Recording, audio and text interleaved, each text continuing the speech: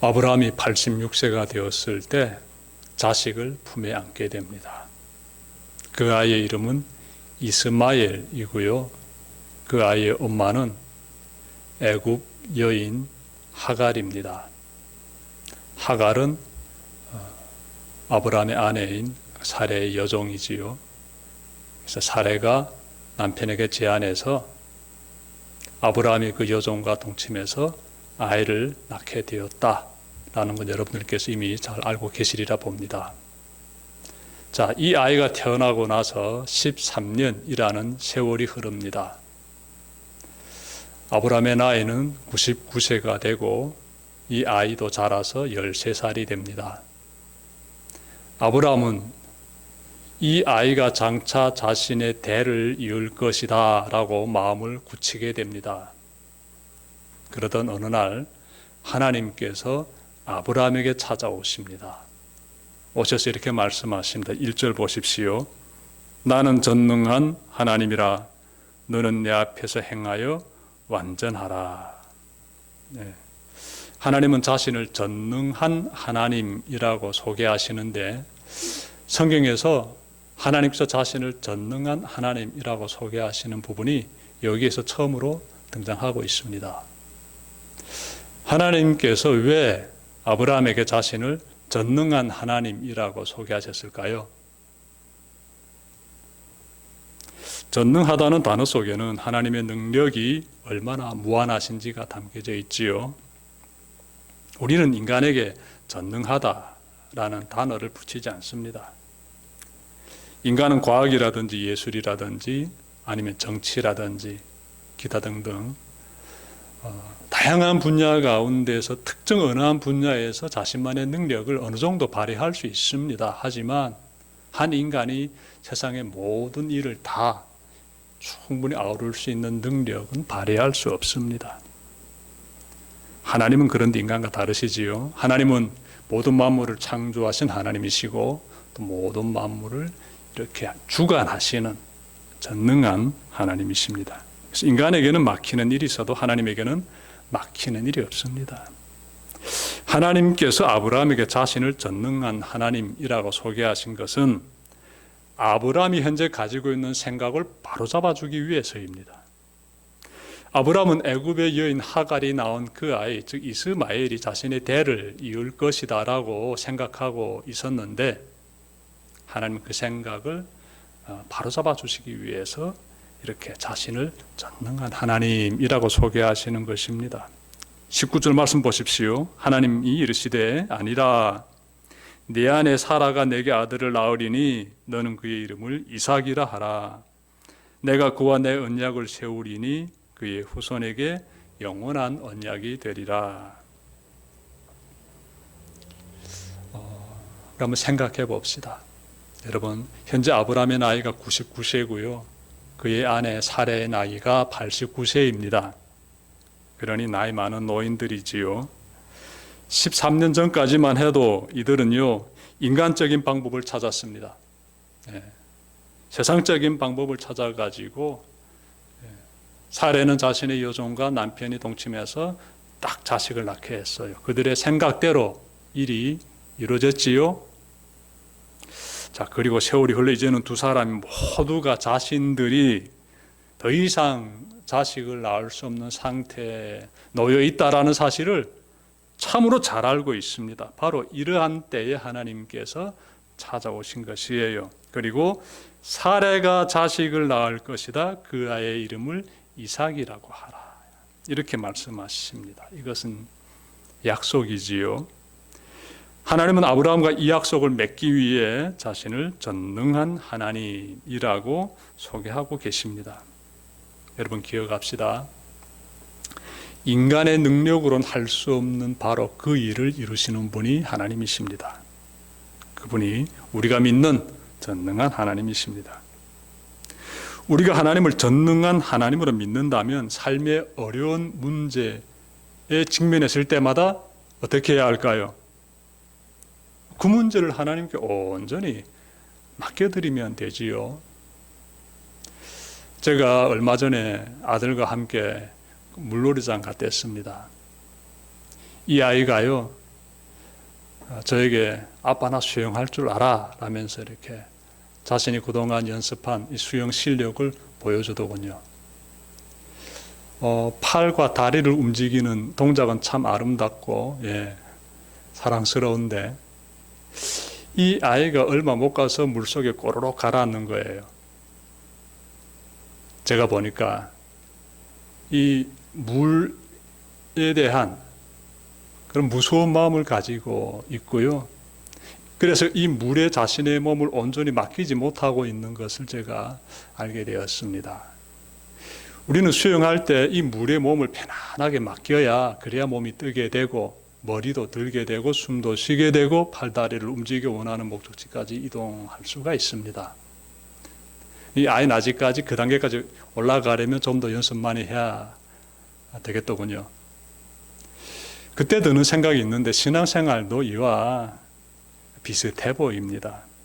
신앙생활도 어려운 문제에 직면할 때마다 내 힘으로 이 문제를 해결해야지라고 애쓰기보다는 하나님께 맡겨드려야 합니다.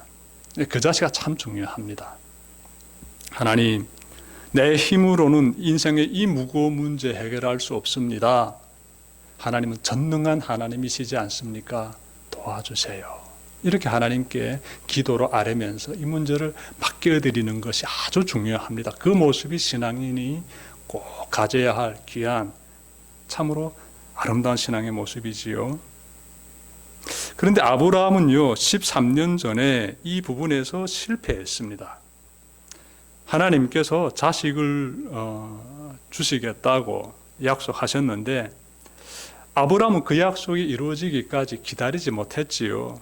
세상적인 방법으로 문제를 해결했습니다. 아내가 아닌 애굽 여종 하갈과 동침함으로써 자식을 품에 안았습니다. 그것은 하나님이 원하시는 방법이 아니었다라는 것 우리가 항상 기억해야지요. 아브라함의 인생에 이런 실수가 있다는 사실에 놀랍습니다. 이전에는 자신의 목숨을 구하기 위해 아내를 나의 누이다라고 거짓말했댔지요. 그리고 이번에는 하나님의 방법에서 떠나 세상적인 방법을 동원하여 자식을 또 품에 안았지요. 그는 연거푸 지금 실수를 범하고 있습니다. 아브라함이 믿음의 조상이라면 어떤 상황에서도 하나님의 약속을 지켰을 것이라고 우리는 기대했는데 그의 삶을 보니 그렇지 않았습니다. 그도 죄와 실수를 범하고 있었습니다.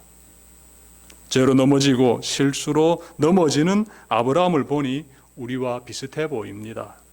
중요한 것은 하나님께서 부끄러운 잘못도 저지르고 하지 말아야 할 실수도 범한 바로 그 사람 아브라함을 믿음의 조상으로 선택하였다라는 것이에요. 아브라함의 삶을 보니 그는 죄에 넘어지기를 거듭하면서 믿음의 조상으로 변화되어 갔습니다.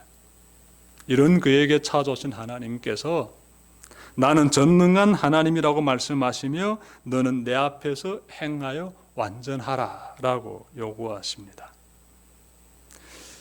여러분, 우리는 과연 하나님 앞에서 완전하게 살아갈 수 있을까요? 수시로 죄에 넘어지고 실수를 범하는 것이 우리의 민낯인데 어떻게 완전할 수 있겠습니까? 그런데 성경이 말씀하는 이 내용을 보니까 하나님께서는 완전하라라고 지금 요구하고 있습니다.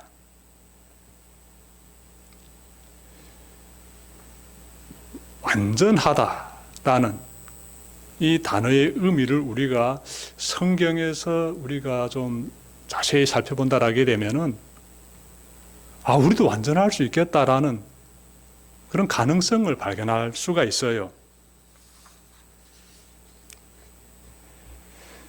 완벽하다와 완전하다의 차이를 잠깐 좀 살펴봤으면 좋겠습니다.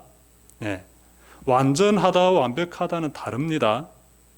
우리는 하나님 앞에서 완벽하게는 살 수 없어도 완전하게는 살 수 있어야 합니다. 완벽하다는 결점이 전혀 없는 상태를 말합니다. 그러므로 세상에는 완벽한 사람이 있을까요? 한 사람도 없지요. 다 결점 가지고 있습니다. 대신 완벽을 추구하는 사람들은 꽤 있습니다. 실수를 줄이기 위해 최선을 다하는 사람들은 모두가 완벽을 추구하는 사람들이지요. 언어에서의 실수, 행동에서의 실수, 사업에서의 실수, 경기에서의 실수 등 나에게서 나타날 수 있는 실수들을 최대한 줄이기 위해서 노력하는 사람을 우리는 완벽주의자라고 하고요. 우리도 어느 정도의 완벽을 또한 추구하면서 살고 있습니다. 자, 그러면 완전하다와 완벽하다는 어떤 점에서 다를까요? 구약 성경에 등장하는 욥의 모습에서 그 답을 찾을 수 있습니다. 욥기 1장 1절에서는요, 욥을 완전한 사람으로 소개합니다. 공동 번역 성경은 원어의 의미를 좀 더 살리면서 이렇게 번역했는데요. 욥기 1장 1절, 우수라는 곳에 한 사람이 있었는데 그의 이름은 욥이었다. 그는 완전하고 진실하며 하나님을 두려워하고 악한 일을 거들떠보지도 않는 사람이었다.